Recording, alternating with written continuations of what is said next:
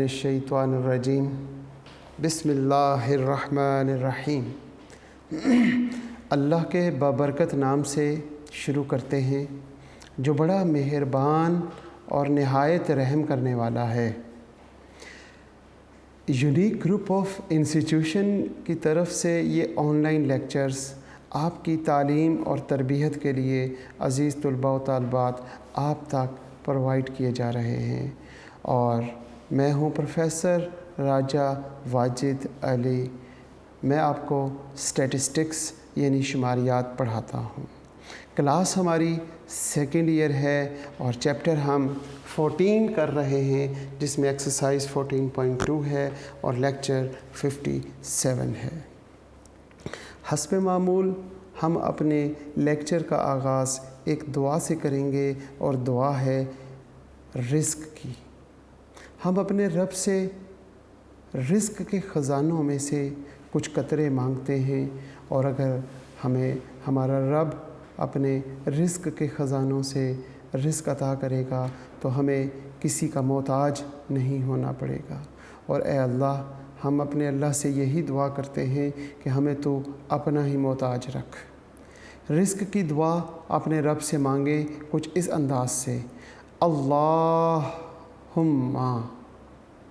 ए मेरे अल्लाह, ए मेरे प्यारे अल्लाह, उर्ज़ुक़नी, अता कर दे, हमें दे दे, रिज़्क़न, रिज़्क़ अता कर। ऐ मेरे प्यारे अल्लाह, हम सबको रिज़्क़ अता कर। और रिज़्क़ की क्या खूबी हो, रिज़्क़न हलालन, हलाल हो, हराम ना हो। सबसे पहले अपने रब से रिज़्क़ मांग रहे हैं तो रिज़्क़ की खूबी हो कि ऐ अल्लाह उस रिज़्क़ में हलाल, वो रिज़्क़ हलाल हो। रिज़्क़न हलालन तय्यबन, वो तय्यब हो, पाक हो, नापाक भी ना हो। हलालन तय्यबन मुबारकन, वो मेरे लिए मुबारक हो, मतलब उस रिज़्क़ से हासिल होने वाली तमाम खूबियाँ मुझे मिलें और उस रिज़्क़ में जो खामियाँ या जिस रिज़्क़ को खाने के बाद हम बीमार पड़ जाएं, हमें नुकसान हो, वो रिज़्क़ हमें ना अता कर। हमारा रिज़्क़ मुबारक हो, उसके अंदर तमाम की तमाम खूबियाँ जो हैं वो तमाम उसके अंदर जो करैक्टरिस्टिक्स हैं खूबियों वाली वो सारी हमें अता कर। पहली खूबी हो हलालन तय्यबन मुबारकन वासिअन, ए अल्लाह वसी रिज़्क़ अता फरमा, इतना वसी रिज़्क़ अता फरमा कि मैं तेरी मखलूक में लोगों की अपने रिज़्क़ से मदद करता रहूं और उनको ये महसूस ना हो कि वो किसी के मोहताज हैं। ए अल्लाह, तू हमें अपना मोहताज बना दे और हमें वसीला बना दे अपनी मखलूक की खिदमत करने का अपने रिज़्क़ से।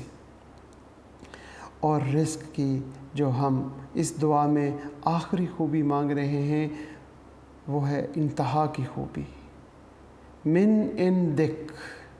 ए अल्लाह, जो रिज़्क़ हमें देना है वो तू डायरेक्ट दे, किसी के वसीले से ना दे, किसी की मोहताजी में डाल के ना दे। ए अल्लाह, तू हमें अपना मोहताज रखें पूरी की पूरी ज़िंदगी, पहले सांस से लेके आखिरी सांस तक। ए अल्लाह, तू किसी का मोहताज ना बनाई, हमें चलते फिरते उठते बैठते अपने मोहताजी में ही अपने पास ले जाएं। आमीन। इस दुआ के साथ मैं एक मरतबा दोबारा इस दुआ को अरबी में पढ़ूँगा और आप इसको मेरे साथ साथ रिपीट करेंगे और साथ साथ इसको समझेंगे कि हम क्या लफ्ज़ अदा कर रहे हैं।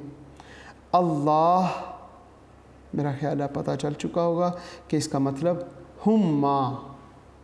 तो जब ये दोनों लफ्ज़ मिलते हैं तो मतलब बनता है ए मेरे प्यारे अल्लाह। ये प्यारे का लफ्ज़ मैं अपने पास से लगा रहा हूँ। जब किसी से कोई चीज़ मांगी जाती है तो हम प्यारे का लफ्ज़ साथ लगाते हैं, तो इसीलिए मैं अरबी में इसका मतलब प्यारे में नहीं है, लेकिन जब मैं अल्लाह का नाम लेता हूँ तो इसके साथ प्यारे का लफ्ज़ मेरी ज़बान से ख़ुद ब खुद निकल आता है। ए मेरे प्यारे अल्लाह मियाँ, अल्लाहुम्मा इसका मतलब है उर्ज़ुकनी अता कर दे, रिज़्क़न हलालन तय्यबन मुबारकन वासियन मिन इंदिक। ए अल्लाह हमें रिज़्क़ अता कर जिसमें ये 5 खूबियाँ हों।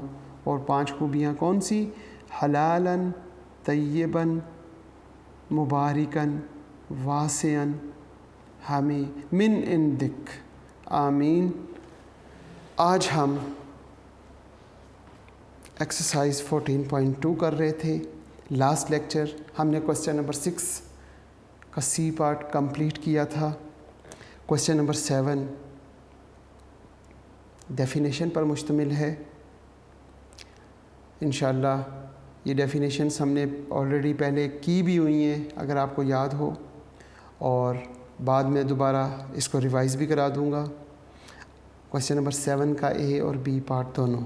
क्वेश्चन नंबर 8 का ए पार्ट, ये इंतहाई अहम सवाल है। यहाँ पे एक्सरसाइज अपने आप को कन्वर्ट करती है कोरिलेशन से रिग्रेशन में भी। तो ज़रा गौर से देखेंगे सवाल नंबर 8 का A part. From the data given below calculate the coefficient of correlation between the age of husband and age of wife at the time of marriage. सबसे पहले हमारे पास x और y 2 वेरिएबल दिए हुए हैं और इन दोनों वेरिएबल से उसने कहा कि आप कोफिशिएंट ऑफ कोरिलेशन मालूम करें, जो ऑलरेडी हम जिस पैटर्न पे चल रहे हैं उसी पैटर्न से हम कोफिशिएंट ऑफ कोरिलेशन मालूम करते हैं। फिर उसके बाद आगे देखते हैं कि इसने क्या पूछा हुआ है। क्वेश्चन नंबर 8 है और उसका ए पार्ट। आपके पास x की वैल्यूज़ और y की वैल्यूज़ दे दी। x की वैल्यूज़ डिनोट किसको कर रही हैं? रिप्रेजेंट कर रही हैं एज ऑफ हस्बैंड, और y की values age of wife at the time of marriage. It is 28, 27, फिर 28, 23, 29, 30, 36, 35, 33 और 31। इसी तरह y की वैल्यूज़ उसने दे दी हमें 27, फिर उसके बाद 20, फिर 22, फिर उसके बाद 18, 21, 29, फिर 29, 28, 29 और 27। ये हमारे पास x और y की वैल्यूज़ आ गई। उसने कोफिशिएंट ऑफ कोरिलेशन पूछा हुआ है, तो वो सिंपल आप सब बच्चों को मालूम है कि आपने क्या करना है। आपने एक तो x स्केयर करना है, दूसरा आपने y स्केयर करना है, और तीसरे नंबर पे आपने x और y इन दोनों को मल्टीप्लाई करें जल्दी से और फिर टोटल कर लें। कोरिलेशन कोफिशिएंट का बेशुमार फार्मूले हैं, उनमें से जो हम फार्मूला यूज़ कर रहे हैं काफ़ी देर से और हमें याद भी हो चुका होगा, n summation x y minus summation x into summation y और dividing by square root. Square root यहाँ पे लिखेंगे n summation x square minus summation x का होल स्क्वायर और ये ब्रैकेट क्लोज। यहाँ पे n summation y square minus summation y का होल स्क्वायर और ये ब्रैकेट क्लोज। इस फार्मूले के लिए आपको क्या चाहिए? आपको इन तमाम कॉलम्स के टोटल चाहिए। अब आप टोटल कैसे करेंगे?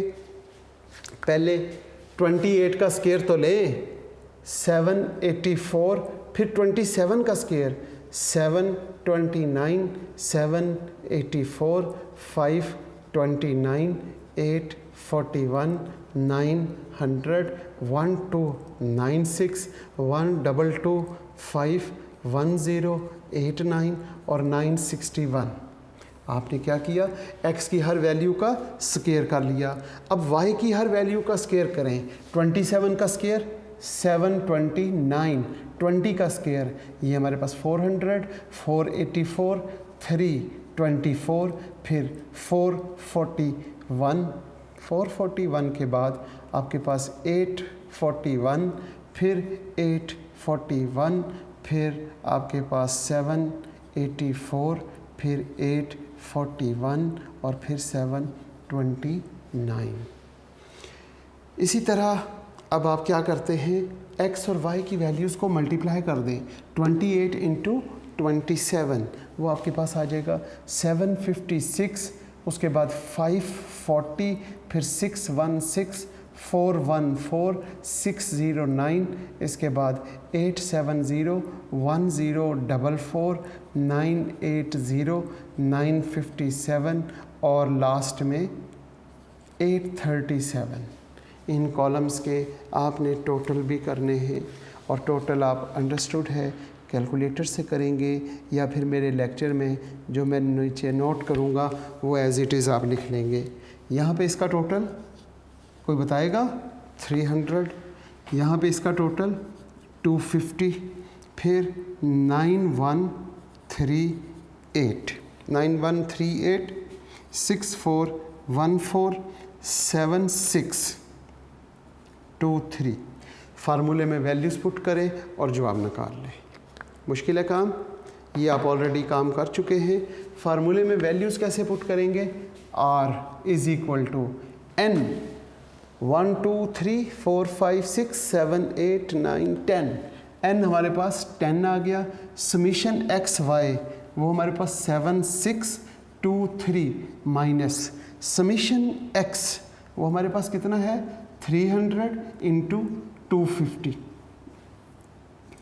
फिर यहाँ पे हम लिखते हैं स्क्वायर रूट, यहाँ पे हम क्या लिखें, यहाँ पे 10, समीशन एक्स स्क्वायर 9138, 9138 माइनस 300 का स्क्वायर, और यहाँ पर हम लिखेंगे 10 और समीशन वाई स्क्वायर क्या है हमारे पास 6414 माइनस 250 का स्क्वायर।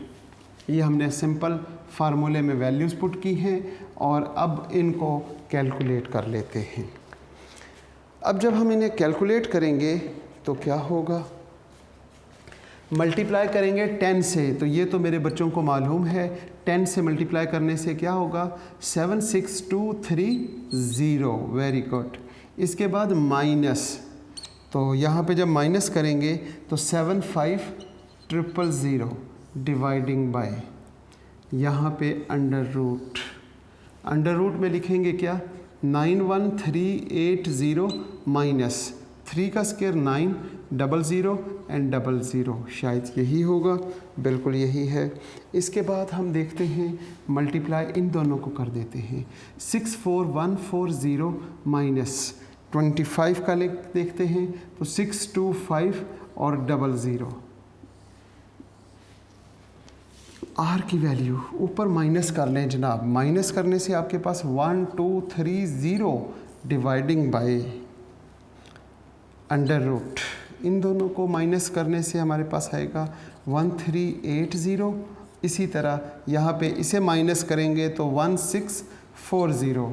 अब इन्हें आप मल्टीप्लाई कर लें, very good, 1230 over under root, multiply करने से आएगा 2263,200, स्क्वायर रूट ले लें 1230 डिवाइडिंग बाय, इसका स्क्वायर रूट लेने से क्या आता है आपके पास 1504.394, ये पॉइंट है जनाब। और फाइनली जब आप इसे डिवाइड करेंगे तो आपके पास जवाब आएगा 0.817605। ये तो आपका पुराना ही काम था, कोरिलेशन कोफिशिएंट मालूम कर लें। कोरिलेशन कोफिशिएंट जब आपने मालूम किया तो मैं यहाँ पे लिख लेता हूँ कि हमने नंबर 1 पे आर की वैल्यू मालूम की। आर की वैल्यू क्या है 0.817605, ये हमने फर्स्ट पार्ट पे किया। टेबल के नीचे क्या लिखा हुआ है, फाइंड मालूम करें क्या रिग्रेशन कोफिशिएंट, जो एक्सरसाइज 14.1 हमने रिग्रेशन कोफिशिएंट्स मालूम किए। अब यहाँ पे उसने कहा फाइंड मालूम करें रिग्रेशन कोफिशिएंट्स।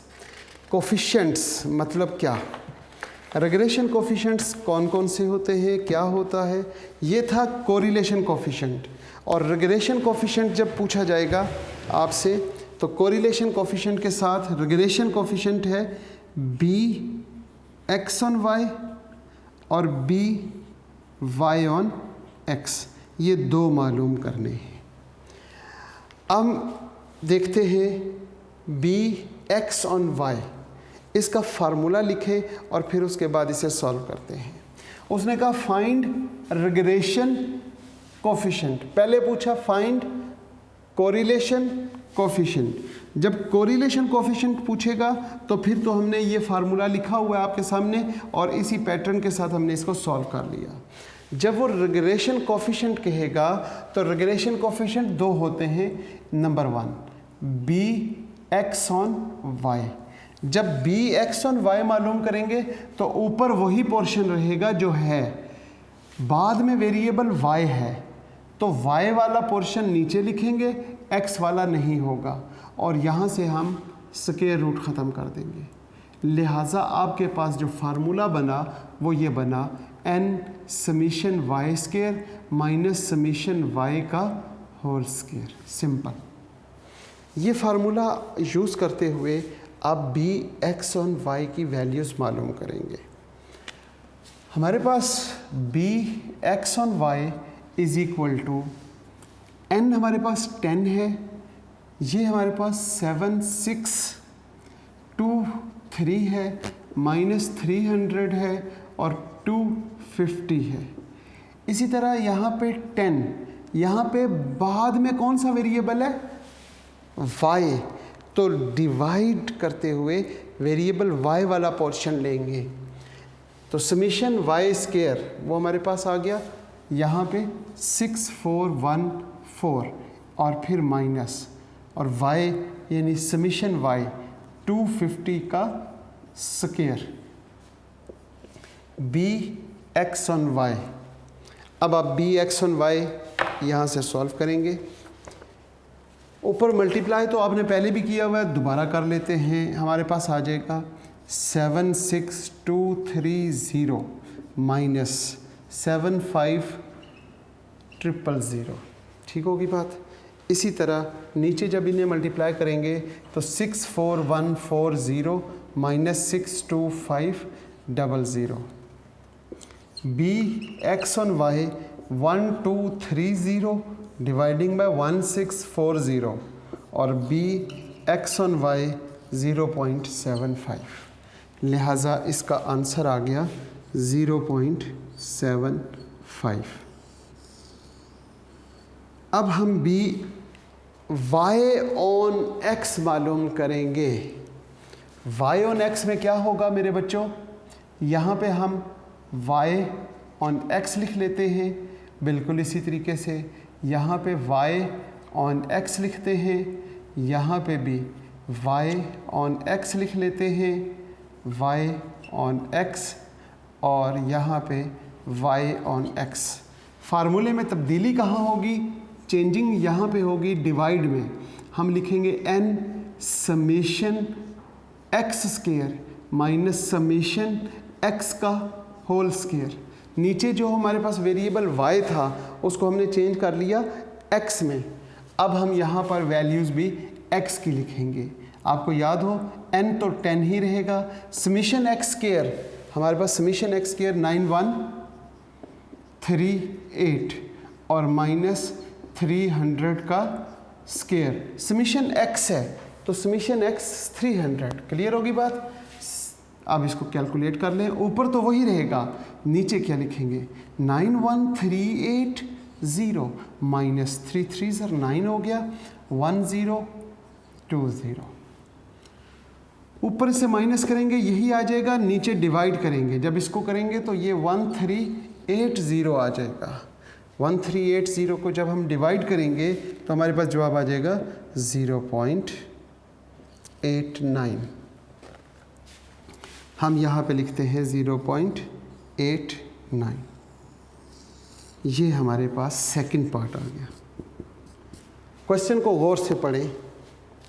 क्वेश्चन में उसने कहा सबसे पहले टेबल के ऊपर जो स्टेटमेंट है उसमें लिखा हुआ है calculate the correlation coefficient between the age of husband and age of wife at the time of marriage, यानी कि एक्स और वाई के दरमियान कोरिलेशन कोफिशिएंट मालूम करें। क्या लिखा हुआ? Find coefficient of correlation. तो कोफिशिएंट ऑफ कोरिलेशन हमने मालूम किया 0.817, इसे राउंड करके 82 भी लिख सकते हैं। ठीक होगी बात। फिर इसी तरीके से बी एक्स ऑन वाई और बी वाई ऑन एक्स मालूम करने के लिए कहाँ कहा हुआ है। अब आप टेबल के नीचे देखें तो पहले सेंटेंस में लिखा हुआ है फाइंड द रिग्रेशन कोफिशिएंट्स, तो ये रिग्रेशन कोफिशिएंट्स मालूम कर लिए। इसके बाद तीसरे नंबर पे वेरीफाई डेट, क्या लिखा हुआ है? अब आप वेरीफाई करके दिखाएं। क्या? Verify that r is a geometric mean of the two regression coefficients.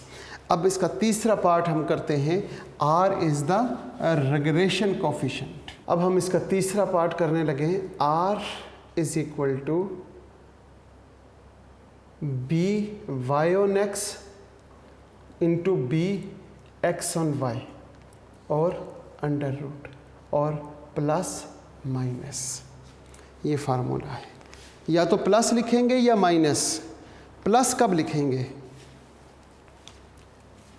अगर हम इस तरह लिख लेते हैं कि ये प्लस वाला है और r is equal to minus के साथ बी वाई ऑन एक्स और बी एक्स ऑन वाई।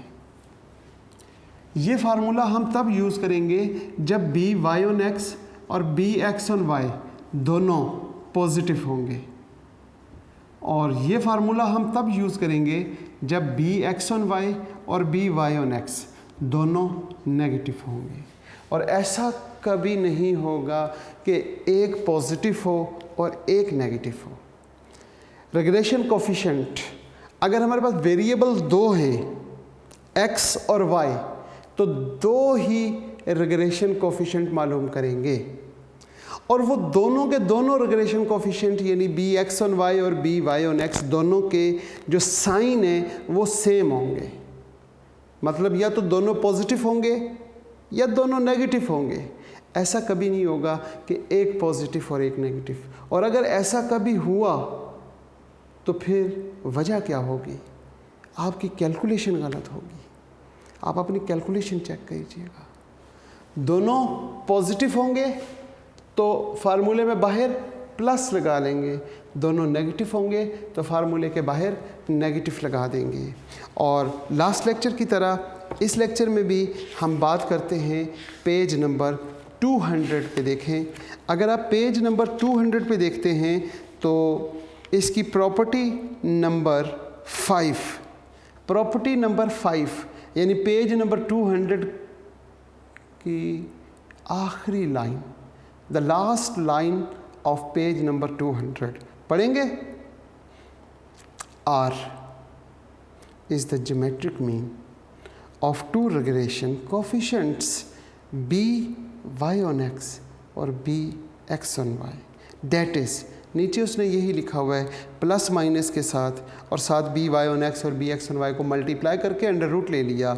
और नेक्स्ट पेज पे देखें तो जैसे मैंने यहाँ पे लिखा है वैसे ही उसने लिखा हुआ है। ये बातें अगर आप भूल जाएं तो आप पेज नंबर 200 याद रखिएगा कि ये सारी बातें वहाँ लिखी हुई हैं। अब हमारे पास रिग्रेशन कोफिशिएंट के दोनों के आंसर पॉजिटिव हैं, और जब आंसर पॉजिटिव हों तो फार्मूला हम कौन सा यूज़ करेंगे? हम फार्मूला ये वाला यूज़ करेंगे, क्योंकि बी वाई ऑन एक्स और बी एक्स ऑन वाई की वैल्यूज़ पॉजिटिव है। अब हम यहाँ पे लिखते हैं r is equal to plus b y on x multiply by b x on y, और अंडर रूट ले लेते हैं और बाहर प्लस लिख लेते हैं। r is equal to plus, यहाँ पे अंडर रूट लिखेंगे, बी वाई ऑन एक्स ये है 0.89, हम यहाँ पे लिखेंगे 0.89 और फिर यहाँ पे लिखेंगे 0.75।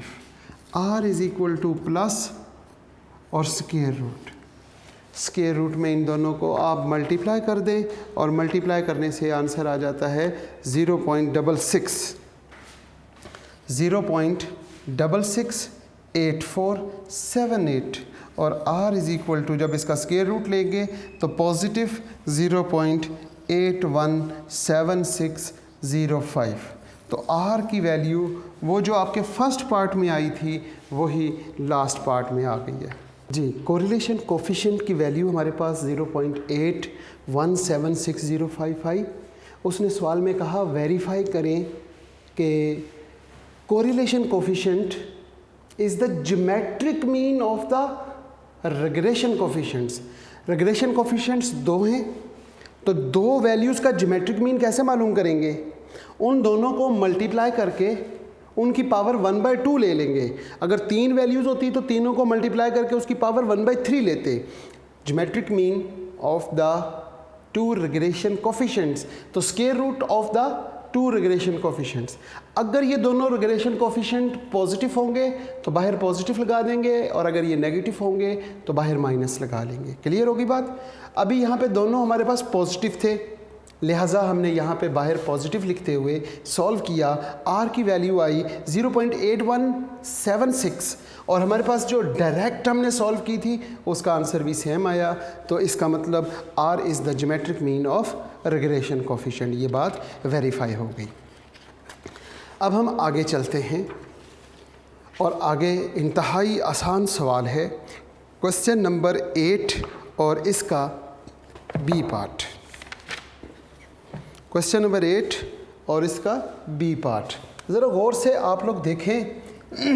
क्या क्वेश्चन नंबर 8 का बी पार्ट आपको समझ आ गया है? बहुत आसान है या नहीं? बिल्कुल ठीक हो गई बात। सवाल बहुत आसान है। भला कैसे आसान है हम अभी देख लेते हैं। उसने 2 रिग्रेशन कोफिशिएंट्स खुद ही निकाल के दे दी और सवाल पूछा हुआ है कि सॉल्व करके दिखाएं। ये जो सामने आपके फार्मूले लिखे हुए हैं यही फार्मूले यूज़ होंगे। क्वेश्चन नंबर 8 इसका बी पार्ट, 8 का बी पार्ट क्या कहता है? The 2 regression coefficient have following values.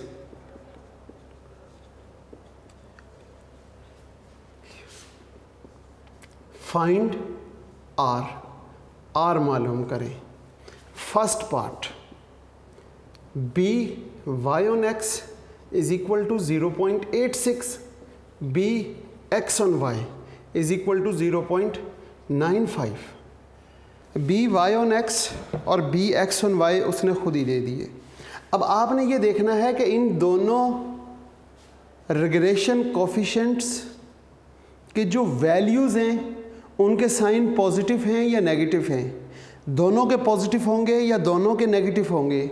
ऐसा नहीं होगा कि कोई एक पॉजिटिव और एक नेगेटिव। हाँ, अगर यहाँ पे कोई एक वैल्यू पॉजिटिव दे दे और एक नेगेटिव दे दे और आपसे कहे कि कोरिलेशन कोफिशिएंट मालूम करें, तो फिर आपने ये कहना है कि इट इज़ नॉट पॉसिबल। ये पॉसिबल नहीं है कि हम इसकी कोरिलेशन कोफिशिएंट मालूम करें, because both regression coefficient have same sign. ठीक है जी। हो सकता है कि वो किसी क्वेश्चन में आपको ये जज करने के लिए, ये वेरीफाई करने के लिए या ये चीज़ देखने के लिए कि आपको इस बात का इल्म है या नहीं है, वो एक पॉजिटिव और एक नेगेटिव दे दे और आप कहें कि सर ने तो कहा था कि ऐसा होता ही नहीं है, तो मैंने ये कहा था, तो यही बात तो वहाँ लिखनी है कि इट इज़ नॉट पॉसिबल। ऐसा नहीं होगा कि दोनों के साइन ऑपोजिट हों। जो मैंने कहा था वही बात वहाँ लिख दीजिएगा। ये ना कहना कि एक पॉजिटिव एक नेगेटिव है, तो सर ने कहा था नहीं होंगे, तो यहाँ पे क्यों हैं? क्यों से तो लड़ाई होती है ना। इसलिए आपने जो मैंने कहा वही लिखना है कि it is not possible, both regression coefficient have same sign. बहुत अच्छी बात। अब यहाँ पर पॉजिटिव है, जब पॉजिटिव हैं तो आर कैसे मालूम करेंगे? बाहर एक पॉजिटिव का साइन लगाएंगे और अंदर लिख देंगे बी वाई ऑन एक्स और बी एक्स ऑन वाई। इसमें वैल्यूज़ पुट करें और जो आप निकाल लें। वैल्यूज़ क्या हैं हमारे पास? r इज़ इक्वल टू, बाहर हम पॉजिटिव लिख लेते हैं, b y on x 0.86 into यहाँ पे 0.95, r is equal to plus, इन दोनों को मल्टीप्लाई किया तो हमारे पास आ गया 0.817 और r is equal to plus 0.87 को जब अंडर रूट लेंगे तो वो आपके पास आ जाएगा 0.90। ये आपका फर्स्ट पार्ट आंसर है, शॉर्ट क्वेश्चन है और इंतहाई आसान। इसका सेकंड पार्ट, इसके सेकंड पार्ट की जानिब चलते हैं और सेकंड पार्ट में उसने लिखा हुआ है b y on x is equal to, यहाँ पे वैल्यू चेंज कर देते हैं, -0.52। इसी तरह यहाँ पे हम वैल्यू चेंज करेंगे जो बुक में दी हुई है, -1.08, -1.02 है, -1.02 और -0.52। ये जो हम r मालूम करते हैं, r की तो प्रॉपर्टी है लाइज बिटवीन -1 टू +1। r की वैल्यू कहाँ से कहाँ तक होती है? -1 से +1 के दरमियान। कहीं आप ऐसा ना देखें कि यहाँ पे b x on y is equal to -1.02 है तो हम कहें कि ये -1 से बढ़ क्यों गया है। इसके बारे में तो हमने कहा ही नहीं है। हमने तो r की प्रॉपर्टी में कहा था कि लाइज बिटवीन -1 टू +1, -1 से कम नहीं होगा और +1 से ज़्यादा नहीं होगा। r की वैल्यू, कोरिलेशन कोफिशिएंट की वैल्यू, रिग्रेशन कोफिशिएंट की वैल्यू जो मर्जी हो, सिर्फ इनके साइन सेम होते हैं। ये हमने बात कही है। क्या यहाँ पे इन दोनों के साइन सेम है? दोनों के साइन नेगेटिव है और ये 1 से लेस हो, ग्रेटर हो, जो मर्जी वैल्यू हो। अब हमारा जो फार्मूला है वो यहाँ माइनस आ जाएगा। ठीक है जी। क्यों? क्योंकि दोनों वैल्यूज़ माइनस में होती हैं तो हम माइनस लिख देते हैं और अगर दोनों वैल्यूज़ पॉजिटिव हों तो हम पॉजिटिव लिख लेंगे। यहाँ पे जो r की वैल्यू है वो -1 और +1 के दरमियान में रहेगी। वैल्यूज़ पुट करें जनाब, बाहर माइनस लिख लेते हैं, अंडर रूट में क्या लिखें? -0.52 और -1.02। अब आप इन दोनों को मल्टीप्लाई कर दें। इन दोनों को जब आपने मल्टीप्लाई किया तो आंसर आ जाएगा 0.5304 और बाहर माइनस, और 0.5304 का स्क्वायर रूट लेंगे तो वो आपके पास 0.73 आ गया और ये आपका आंसर है। ये था जी क्वेश्चन नंबर 8 का बी पार्ट और क्वेश्चन नंबर 8 का ए पार्ट। ए पार्ट जो हमने किया उसमें हमारे पास 3 बातें पूछी थी। नंबर 1, एक्स और वाई वेरिएबल से कोरिलेशन कोफिशिएंट मालूम करें, नंबर 1। नंबर 2, एक्स और वाई वेरिएबल से रिग्रेशन कोफिशिएंट्स यानी बी वाई ऑन एक्स और बी एक्स ऑन वाई, ये दोनों मालूम करें। और number 3, r is the geometric mean of the 2 regression coefficients. तो ये 3 से 4 बातें जो हैं ये हमने क्वेश्चन नंबर 8 के ए पार्ट में सॉल्व की, समझी अच्छे तरीके से। इसके बी पार्ट में उसकी प्रैक्टिस थी। वो जो लास्ट सेंटेंस हमने क्वेश्चन नंबर 8 के बी पार्ट में पढ़ा कि r is the geometric mean of the 2 regression coefficients, तो यहाँ पे क्वेश्चन नंबर 8 के बी पार्ट में 2 रिग्रेशन कोफिशिएंट्स दिए हुए थे, उनसे हमने कोरिलेशन कोफिशिएंट मालूम करना था by using the geometric mean of the 2 regression coefficient formula. अगर इन दोनों की वैल्यूज़ का जो साइन है वो पॉजिटिव होंगे तो बाहर पॉजिटिव आ जाएगा, दोनों का नेगेटिव होंगे तो ये नेगेटिव आ जाएगा। ये सारी बातें पेज नंबर 200 और प्रॉपर्टीज़ ऑफ कोरिलेशन कोफिशिएंट में लिखी हुई हैं, वहाँ से जाके याद कीजिएगा। अक्सर पेपर में शॉर्ट क्वेश्चन आया करता है, write down the properties of correlation coefficient, इसलिए वो कोरिलेशन कोफिशिएंट की जो प्रॉपर्टीज़ है वो भी आपको याद होनी चाहिए। इंशाल्लाह इसके सी पार्ट की तरफ देखते हैं तो फाइंड टू रिग्रेशन कोफिशिएंट्स, यानी कि बी वाई ऑन एक्स और बी एक्स ऑन वाई दोनों, अब आपने पहले ये दो वैल्यूज़ आपको बनी बनाई मिल गई थी, अब ये दोनों वैल्यूज़ आपने मालूम करनी हैं। ये इंशाल्लाह हम नेक्स्ट लेक्चर में देखेंगे। इससे पहले कि नेक्स्ट लेक्चर आए तो कल तक आप कोशिश करें कि ये सवाल करने के बाद क्वेश्चन नंबर 8 का सी पार्ट के जो 5 पार्ट्स हैं वो भी आप कंप्लीट कर लें। उम्मीद करता हूँ कि आप कोशिश करेंगे और आप इस काबिल हो चुके हैं कि आप ये कंप्लीट कर लें। इस दुआ के साथ आज के लेक्चर का इख्तिताम करते हैं कि अज़ीज़ तुलबा व तालबात, आप जहाँ पे भी रहें सदा खुश रहें, सलामत रहें, सेहत वाली और ईमान वाली ज़िंदगी अल्लाह पाक आपको अता करे, वालदैन का साया ताहयात कायम रखे और वालदैन का इताअत और फर्माबरदार बनाए रखे। आमीन। अल्लाह हाफ़िज़।